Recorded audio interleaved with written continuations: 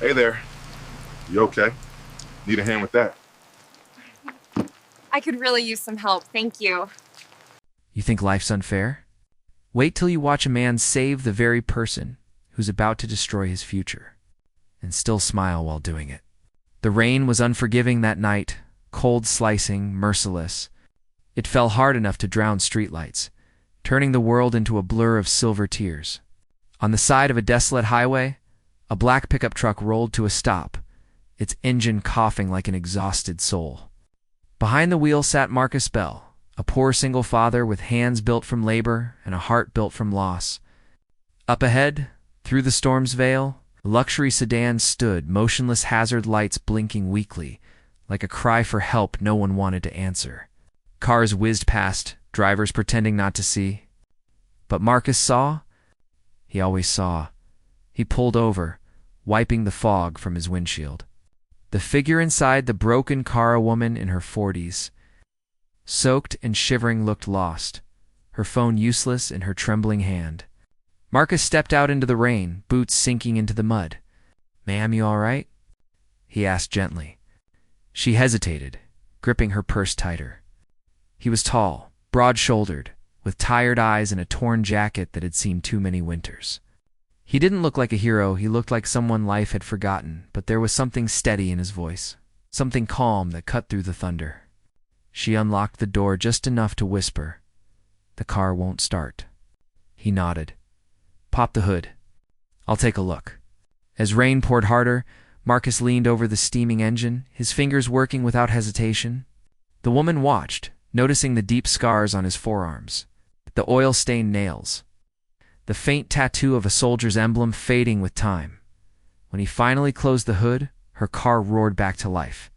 She gasped, eyes wide with relief. "How much do I owe you?" she asked.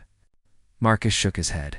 "Just help somebody else someday," and without another word. He turned and walked back toward his old truck, rain soaking him to the bone. Marcus Bell was no stranger to storms. He'd been fighting them all his life. He once wore a uniform, served overseas, carried out orders, buried friends. When he came home, the war didn't end. It just changed shape. Jobs were scarce, opportunities scarcer. Then came Layla, his daughter, his light. Her mother, Angela, had passed 2 winters ago after a long battle Marcus couldn't afford to fight. Medical bills piled high. He sold his metals to pay for her funeral. Now Marcus worked double shifts repairing roofs and engines, trying to keep Layla fed and in school. Every night, she'd hug him and whisper, "Daddy, when we get rich, can we buy Mommy's favorite flowers again?" He'd smile, hide the pain, and say, "One day, baby." One day, but tomorrow, Marcus was due in court. A missed payment on an old fine one he couldn't afford to make. His lawyer warned him. The judge assigned to his case was known for her harsh rulings. He didn't know her name, and she didn't know his yet. The next morning, Marcus arrived at the courthouse wearing his best shirt, the one with only one missing button. Layla sat quietly beside him, clutching her school notebook. He kissed her forehead. "No matter what happens, Daddy loves you," he whispered. When the bailiff called his name, Marcus stood tall, though his stomach twisted with fear. Then the courtroom door opened, and in walked Judge Eleanor Hayes, the same woman from the storm. Her heels clicked against the floor like thunder. Her expression was professional, unreadable. But when her eyes found Marcus standing before her, her breath caught. It was him. The man who had helped her in the rain? The man who had asked for nothing? A hush fell over the courtroom. The prosecutor stood. "Your Honor, the defendant, Mr. Marcus Bell, has repeatedly failed to meet the terms of his payment plan. We recommend," but Judge Hayes wasn't listening. Her gaze stayed locked on Marcus, the quiet strength in his posture, the humility in his eyes.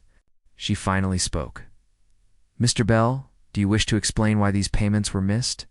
Marcus took a deep breath. His voice was low, steady, "Because my daughter needed medicine. Because sometimes food comes before fines. Because life doesn't wait for paydays, Your Honor." A few people chuckled under their breath. The prosecutor smirked. "Everyone's got a story, Your Honor, but the law is the law." Marcus didn't react. He just looked down, whispering to himself words no one could hear. "They can take my record. But they won't take my dignity. Judge Hayes shifted in her chair, recalling that night, the storm, his soaked jacket, his quiet kindness. He had seen her not as someone above him, but as another human being who needed help. Now, she saw him not as a case file, but as a man who had carried more than most could bear. She leaned forward. "Mr. Bell, where is your daughter?" Marcus turned. Layla stood timidly at the back, holding a small paper flower she had made from notebook pages. Judge Hayes' voice softened. "She deserves a father who can be there, not one crushed by the system meant to protect her." The prosecutor interrupted. "Your Honor, this is highly irregular." She raised a hand, silencing him. "Irregular is watching good men drown in bureaucracy while others look away." A silence swept the room. She looked back at Marcus. "Mr. Bell, you've already proven your character outside this courtroom. The court dismisses all charges. You are free to go." Asterisk for a moment. No one moved. Marcus blinked, unsure if he'd heard correctly. Then, from the back row, Layla's small voice broke the stillness. "Daddy, we can go home?"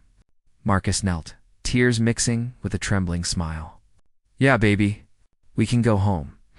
Judge Hayes turned away, hiding the emotion in her eyes. The courtroom, once filled with judgment, now brimmed with quiet awe. Sometimes she whispered under her breath, "Mercy is the truest form of justice." Outside, sunlight pierced through gray clouds, painting the world gold again. Reporters gathered, their cameras flashing, but Marcus didn't stop to speak. He lifted Layla onto his shoulders. "You see that sky, baby?" he said softly. "That's what grace looks like." Behind them, Judge Hayes stepped out of the courthouse and watched them disappear down the street. For the first time in years, she felt peace, a peace that came not from the law, but from compassion. That night, as Marcus tucked Layla into bed, the storm outside had softened to a gentle drizzle. She whispered, "Daddy, the judge was nice, huh?" He smiled. "She saw the truth, baby. That's all anyone ever needs to see." He turned off the light, and for the first time in years, slept without fear. Judge Hayes, sitting alone in her study miles away, looked out at the rain, remembering the man who had stopped to help when everyone else had passed by. She smiled faintly because she knew the truth.